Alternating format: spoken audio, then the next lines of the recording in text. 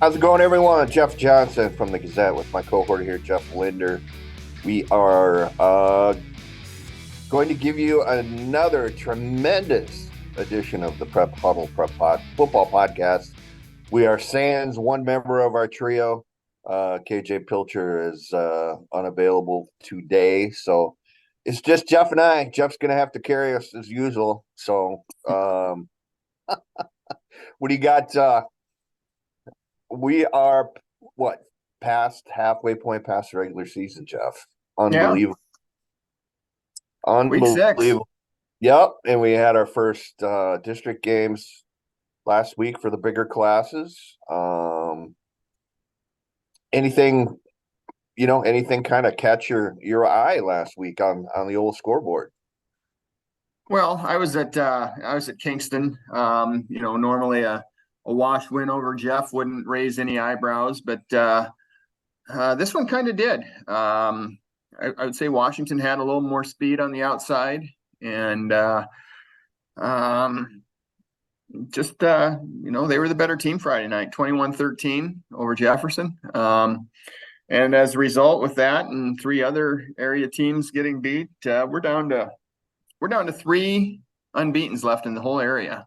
We got Williamsburg, we've got Regina, we've got Williamsburg, Regina. Who am I missing? Help! Lisbon. Regina, Lisbon. Lisbon. Yeah, that's it. So, we're still, barely over halfway through the season, and just about everybody's got a defeat.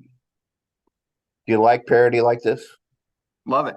I hate it when I'm trying to put together a ballot every Saturday morning, but yeah, I like going into the week not knowing, how everything's going to shake out. And another thing that caught my eye was just another week in Class A, District 3 or 4, whatever it is, with East Buchanan beating the Rain and beating North Lynn handily, and trying to put together a pecking order with those 5 teams, with East Buck and North Lynn, Starmont, Mac Valley, Bellevue, I think are the 5. So it'll sort itself out, and we'll see where that takes us. How about you? What really shook your world this week? Well, MFL losing was significant to me. That's such a good district. Those 4 Yeah. teams, there.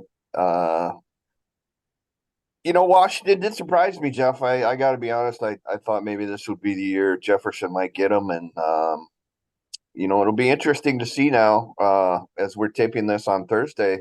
Jefferson has a game tonight at Kingston Stadium and a big one against Iowa City West. So Yeah. how do they rebound? How do the Jayhawks rebound from from a loss? Yeah.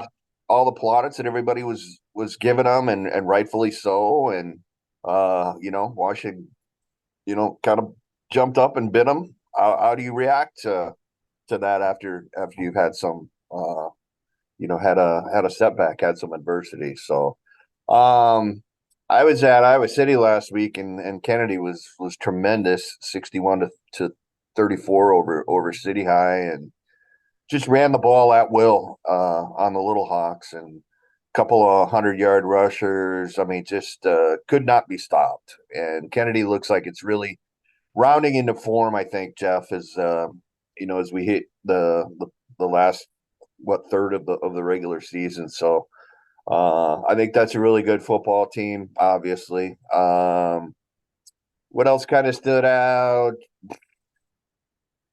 Boy, I tell you,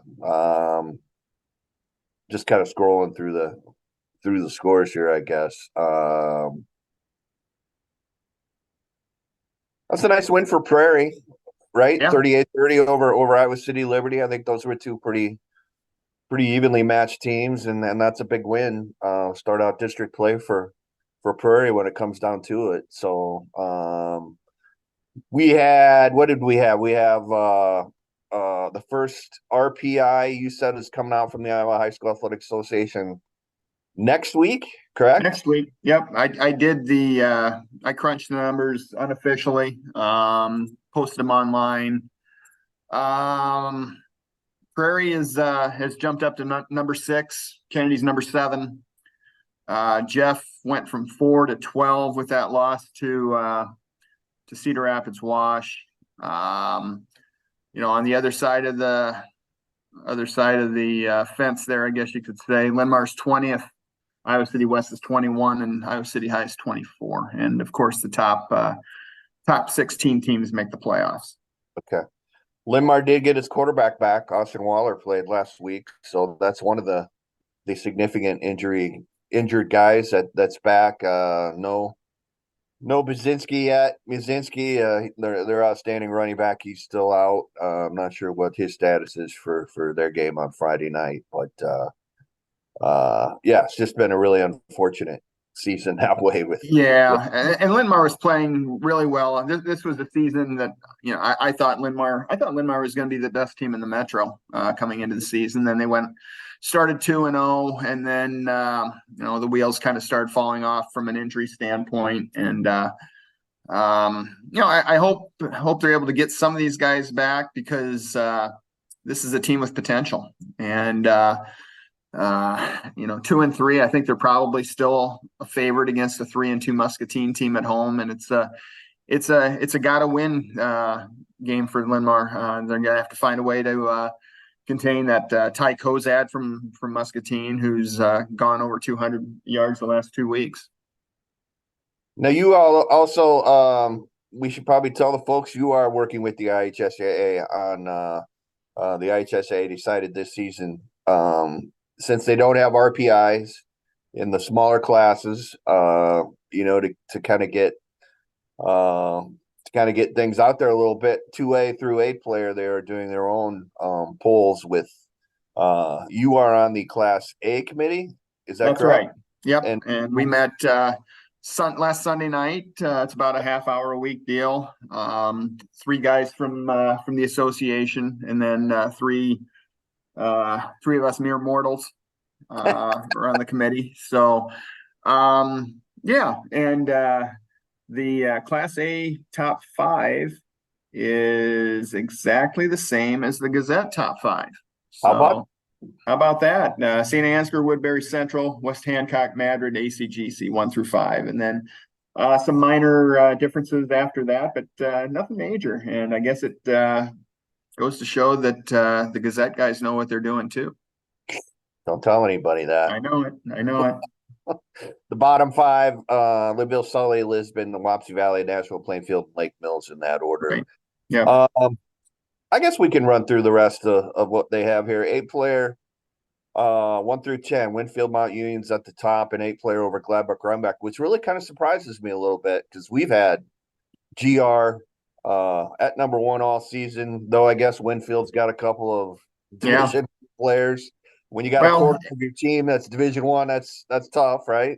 Yeah, and Winfield's got 2 really good wins. They've got they beat Central City, they beat Waco. That's I would imagine that was probably the tiebreaker with that committee's the way they decided to go with it. Sure. Bedford's in there at 3rd. Cumberland or Nita Messina at 4. Remsen St. Mary's 5. Don Bosco 6. Central City 7. Lennox, Clarksville, and Waco round out the top 10 in the 8 player class. In Class 1A, Grundy Center's at number 1 with Underwood, Iowa City, Regina, Denver, and Sumner Fredericksburg, your top 5. And we just mentioned Sumner Fred beating MFL Marmac.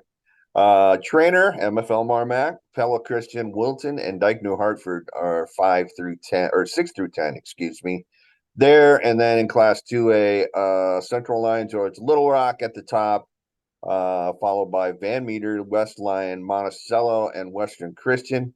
Those are your top 5. Spirit Lake, Carroll Kemper, Clarinda, Tipton, and Des Moines Christian are 6 through 10. And I will tell you, our poll, I'm voting in our poll every week, Jeff.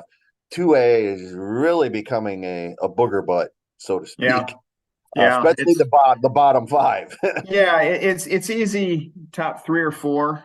I think we've got a really good upper cluster with the Lyon County schools and Van Meter and and Western Christian. After that, it's tough. The next pack is probably Monticello, maybe Spirit Lake.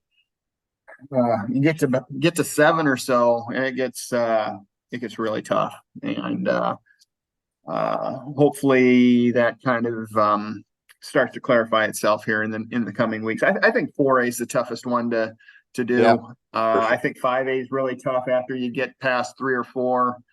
But yeah, 4A is just a beast with just one unbeaten team in Gilbert, a lot of 1 and 2 loss teams, and more to come.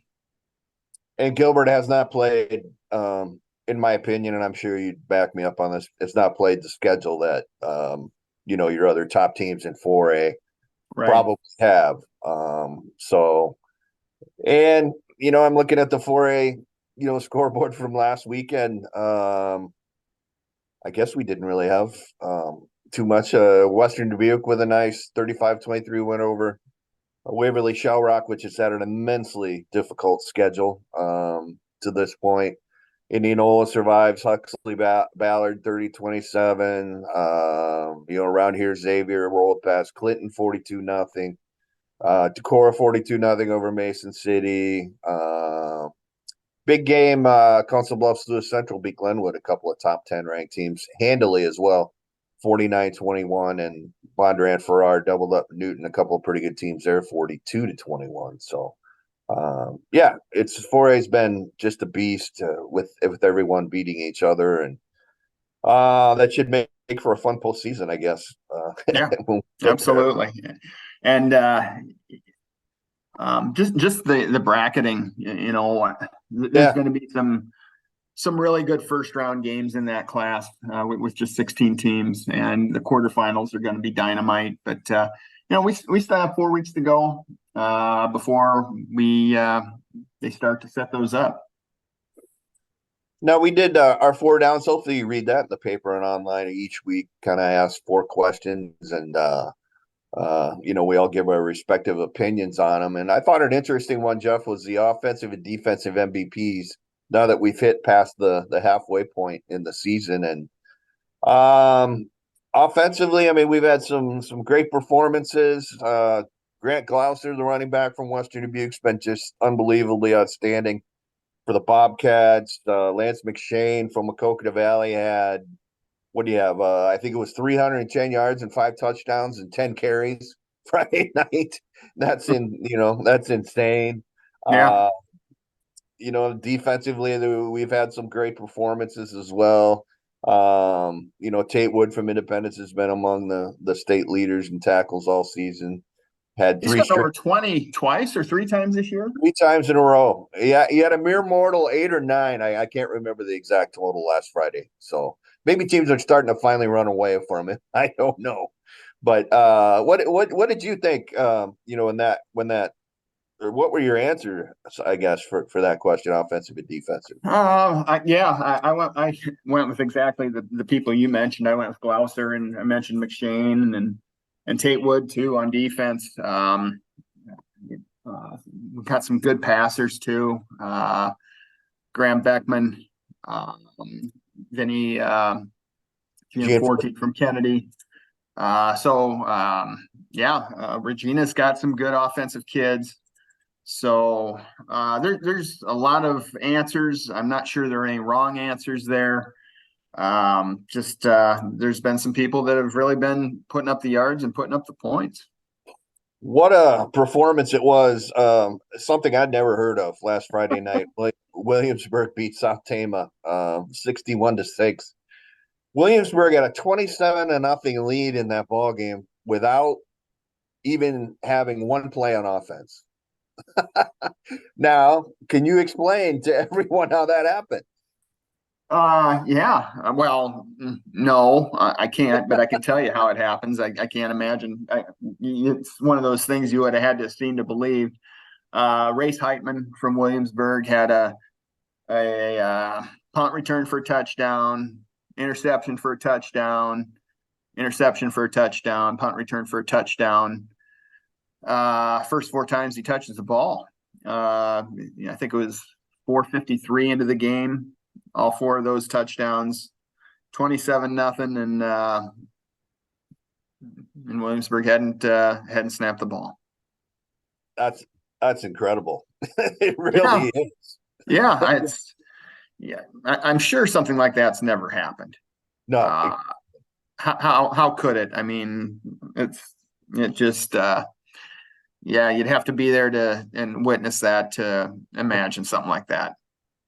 we finally had some weather games last Friday night. We had some delays. Games got underway, I think, that were suspended for a little while because of lightning and all that kind of stuff. And the most, I don't know if egregious is the proper word, but Northland and East Buchanan just didn't get underway until what, past 10 o'clock or so. And the game they started and got through about a quarter. And then Estelle just basically sat on top of Winthrop for 3 hours. Didn't start again. I think it was like 11:06 p.m. I don't know what they did for halftime. I think they took a short halftime. I think it got over at 12:54.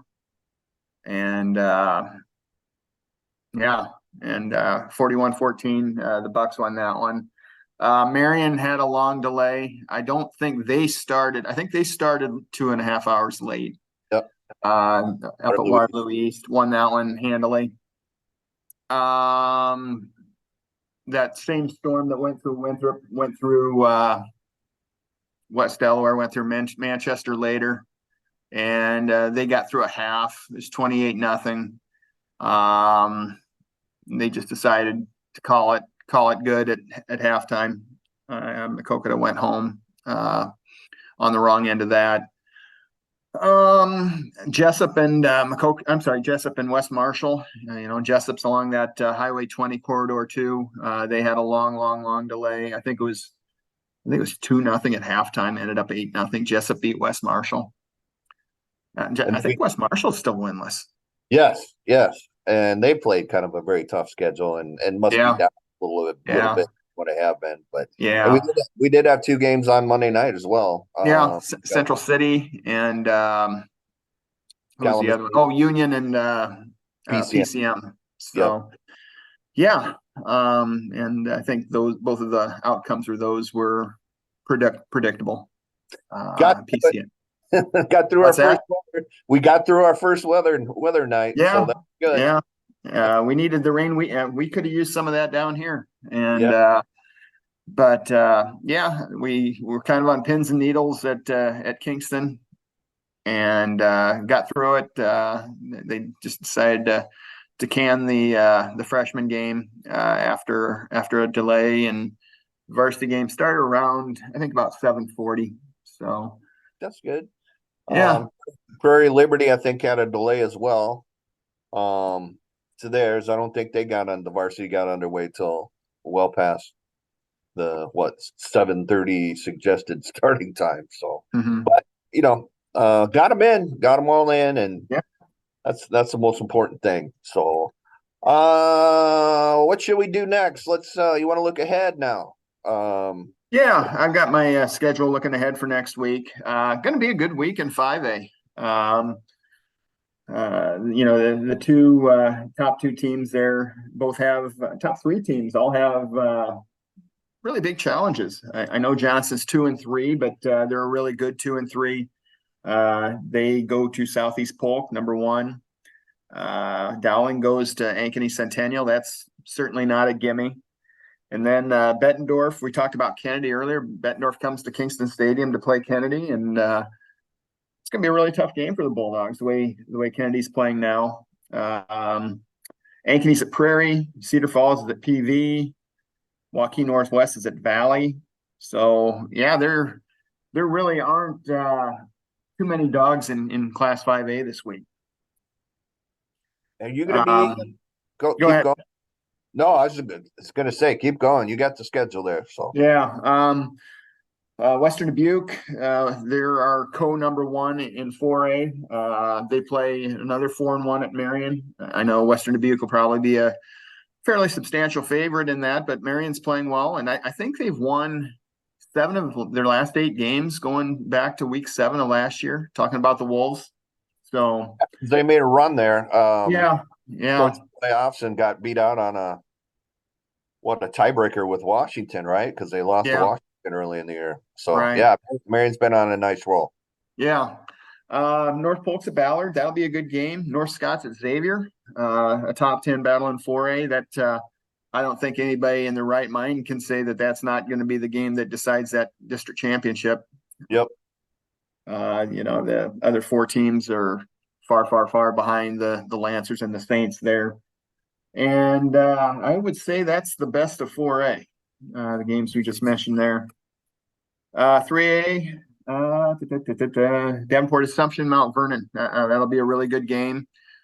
First game on the new on-campus facility at Mount Vernon. So I think that's going to be a really good game. Algona's at Clear Lake. Solon Benton Community. That's going to be a dandy. That's a district of 3, probably top 10 to top 12 teams with Solon and Benton Community, and of course Williamsburg sitting at number 1. 2A. Let's see. That Northwest Iowa district has another really good one. Cherokee, which has kind of taken a couple knocks the last couple of weeks. Now they get to go to West Lyon. So another toughie for Cherokee. Des Moines Christian and Kemper play. That'll be a good one. 1A. Let's see. Underwood's at Trainer. That might be the best of the bunch there. 2 really good Southwest Iowa teams. Regina's at West Branch, and a game that certainly there will be a lot of emotion there on both sides. I think West Branch beat Regina last year for the first time since 2005. So I think that'll be a good one. Sumner Fredericksburg's got Denver. MFL's at Dayton and Hartford. Fellow Christians at Sigourney Keota. Class A games, just kind of zipping through the list. I really don't see. I think most of our top 10's probably going to get through this week unscathed in Class A. 8-player, not a lot. Winfield Mount Unions goes to Iowa Valley. Iowa Valley is 4-1, I think. So that could be a pretty good challenge for the Wolves. But other than that, I don't see a lot of resistance for a lot of the area or the top 10 teams in 8-player. Man, Jeff, I look at that. We talked a little earlier about Class 1A District 3 and the 4 predominant schools. And of course, they play each other this week. Denver and Sumner Fredericksburg play at Denver, and then MFL, fresh off its first loss, has to go to Dike New Hartford. Yeah. So I mean, there's no time for MFL to feel sorry for itself. And if you got a district of 6 teams and the 5th best team in that district is Appleton Parkersburg, that's a pretty good district. Yep, exactly. So it's going to be really interesting to see how that factors into playoff seeding as well. And bracketing. Right. Let's say, the 4th best team coming out of that district is going to be really good. Absolutely. So if you're Regina or if you're Grundy Center, which are probably going to win their districts, how do you like the idea of that 4th place team out of that district coming to your place in the first round of the playoffs? Yeah. Not well. Not well. So yeah. Were you going to be on Friday night here? I'm going to be at Kingston. I get Bettendorf from Kennedy. Looking forward to that. It'll be my first time seeing the Cougars, and I think that's going to be a whale of a game. Kennedy's got 2 losses. Bettendorf's undefeated, but I wouldn't be surprised at all if that's a close game coming down to the wire. I wouldn't be surprised if Kennedy wins that game. I agree. Wanted to give a shout out to Brian White, the Cougars coach, who hopped in the old family truckster after their game in Iowa City Friday night and drove with his wife and 2 boys straight to State College, Pennsylvania, to watch Max White, the other boy in the family who's a walk-on in Iowa, and because of the running back issues that I was at injury wise, he got to dress for the Penn State game. So yeah, they drove overnight after the Friday night's games to head to State College, and then had to sit in the rain and watch that stuff. So Did Schulte do that too? yep, yep. Apparently Dwayne and Reggie also did the same thing to watch Quinn play. He's the starting safety, obviously, for Iowa. So, and I remember talking to Dwayne last year about it, and he's like, I mean, it's a no brainer. I mean, these are your kids living this dream. You're going to be there. Yeah. As much as, for every game, if you humanly possibly can do it. So, and family, right, Jeff? Family. Yeah. That's what it's all about. Fortunately, that was an 11 o'clock kickoff. If That's correct. Last year, the Schultes drove to, oh man, I want to say Columbus, Ohio, when Iowa played Ohio State, and that was an 11 o'clock kick. oof, And if I remember what Dwayne said, they got there about an hour and a half before the game. So drive overnight, go straight to the stadium, watch the game, and then check into a hotel, get maybe a couple hours of sleep, and hit the road then Sunday morning and head back to Cedar Rapids. So, that's I great get it. stuff. I get Absolutely. it. The kids get to do something like this once. You got to go. Yeah, Yep. and you get to go. I guess I should say. Yeah. And it's really neat. So it's really cool that they get to continue following their kids doing that. Absolutely. Anything else that trips your trigger here, Jeff, that we haven't? No, we haven't had any KJ. Without KJ, we don't have any of the neat games that we had last week, which was a lot of fun. Yeah. So I'm out of wise words for the day. I promise. Where are you going to be Friday? Did you say where you're going to be? Help me out here, Jeff. It's my mind is slipping here. Xavier. Are you doing North Scott and Xavier? Yeah. Is KJ doing that?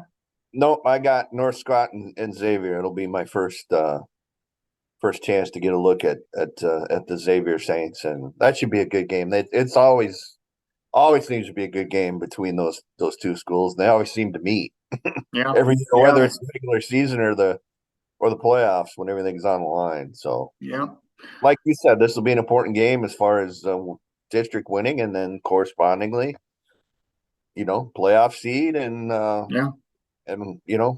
bracket. So yeah.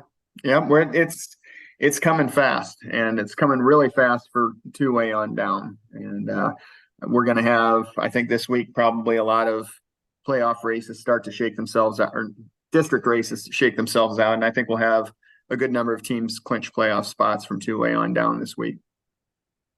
And again, we'll have RPI or from the IHSAA for official for the bigger classes 3A, 4A, 5A next week. So it'll be good to have them do it instead of me this week.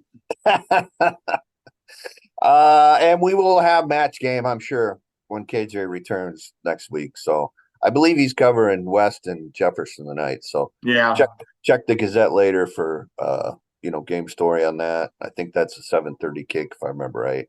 That could be an interesting game to me because I think West is better than maybe what its record indicates.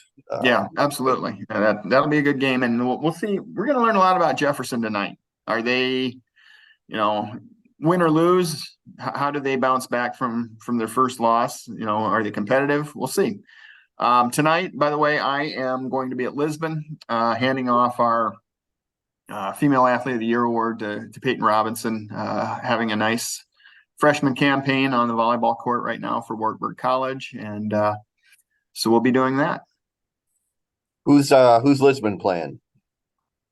I don't know, somebody in the Tri Rivers East that they should whip. It's either Marquette or Easton Valley. I got you. Okay. Well, that'll be a nice thing. Was fortunate enough to meet her late in the softball season. She seemed like a nice kid. So she's a great kid, great athlete, really good four sport athlete. We like those. Absolutely. The more the merrier. So All right, unless you want to talk about the Cubs, we tried to get our producer Nathan Ford to come on, but he said he'd probably go on for an hour, and Yeah, they don't I want got nothing to say. You know, you tell me before the year that they're going to win 82 to 85 games. I think I would have taken that. They had a really nice stretch of about a 60 or 70 game stretch there where they went from 10 games under 500 to 12 games over, and they played really, really well. And bullpen's kind of caught up to them the last couple weeks. And, it doesn't look like they're going to make the playoffs at this point, but you never know. And what do you do? still got a chance. Still got a chance. So if it happens, great. If not, that's all right too. Yeah. And I don't know if we talked about Cedar Rapids Colonels gave the city a championship last Yeah. week. Title Town. Pretty cool. Title Town, you know it. That's Sorry right. about that. You probably don't like the Packers, but anyway, I pull that from Green Bay. But That's fine. all right. Let's sign it off for this week. Another edition of the Prep Huddle Prep Football Podcast. And for Jeff and Jeff, thanks very much for listening. I'm gonna let Jeff. No, that's not my shtick. No. Okay. No. I'm We'll just let it rest for a week. Okay. All right. Fair enough. We'll have KJ back for our customary closing thought. But thanks for joining us, folks.